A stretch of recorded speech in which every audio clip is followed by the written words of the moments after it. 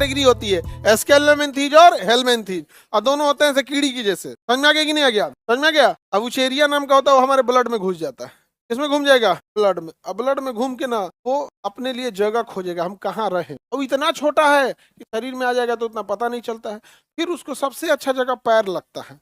क्या लगता है? पैर।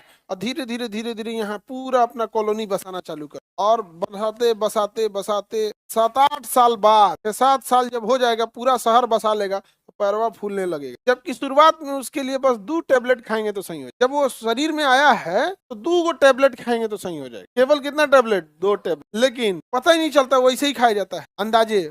वो टेबलेट ऐसे नहीं होता है पता चल पता। देखिए, बीमारी अगर आपको बता रहा है कि हम हो गए, समझिए कि बीमारी जीत चुका है। आप पकड़ लीजिए, सारा बीमारी में यही खेल है कि वो बता रहा है या आप पता कर। जैसे आपको पीठ में बड़ी भयानक दर्द उठता है, तब पता चला कि तो पत्थरी है, तब तो दवाई से गल चुका है। लेकिन पहले पता कर लिए तो गला देंगे। अब तो इतनी इतनी टेक्नोलॉजी आ गई है। पत्थरी 3 टेक्नोलॉजी, मैंने 5 mm से कम है तो कैसे गलाएगा, 10 mm से कम है तो उसको कैसे गलाना है, 20 mm से कम है तो कैसे गलाना है। अलग अलग टेक्नोलॉजी है। अब तो शॉक वेव आ गया है। शॉक वेव आप सुने होंगे, प्रघाती तरंगे। अगर उसकी फ्रीक्वेंसी अगर आप देखेंगे 30,000 हर्ट्ज से ऊपर है, या फिर शॉक वेव दे देता है। शॉक वेव से पत्थर टूट जाता है। शॉक वेव से पत्थर क्या हो जाएगा? टूट जाएगा। हेलमेंथीज समझ में आ गया? तो बीमारी पैदा कर देते हैं। हेलमेंथीज में जो 2 बड़ी बीमारी, एक डायरिया जो होती है वो भी हेलमेंथीज से होती है।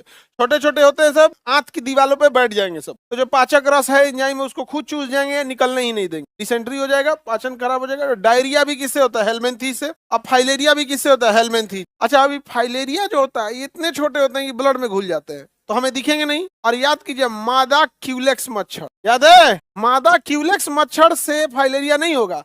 मादा क्यूलेक्स मच्छर तो उसकी वाहक है, उसके ऊपर है विचेरिया नामक हेलमेंथीज, और जैसे वो मच्छर काटेगा ब्लड में घुल जाएगा। इतना छोटा होता है कि पता नहीं चलेगा। उनका इंक्यूबेशन पीरियड बहुत लंबा होता है, 2 साल 2.5 साल बाद अटैक करते हैं सब। और जैसे ये कैसे कोरोना 14 दिन में निपटा देता है, रेबीज हुआ तो 14 दिन में वो भी निपटा देगा, 10-15 दिन। तो एकदम छोटे होते हैं, सब दिखाई नहीं देते हैं सब। तो हेलमेंथीज दोनों मेनली जो मिंथीज होते हैं वो कीड़े की एक कैटेगरी होती है। 2 कैटेगरी होती है, प्लेंटी हेलमेंथीज, स्केलेमेंथीज। समझ में आ गया? इसकी आकार होती है, कुछ चपटा कृमि होते हैं, कुछ गोल कृमि होते हैं। हेलमेंथीज को हिंदी में क्या कहते हैं? कृमि। क्या कहेंगे? कृमि। कृमि। कृमि मतलब छोटे कीड़े। अब वो 2 टाइप के होंगे। अगर उसको जूम करिएगा तो या तो चावल की तरह क्या होंगे? गोल। चावल की तरह गोल, या चिवड़ा की तरह चपटा। चावले से बना है चिवड़ा। तो अगर चपटा है तो चपटा कृमि, गोल है तो गोल कृमि, और चपटा है तो नहीं लंबा है तो फीता कृमि। क्या है? फीता कृमि।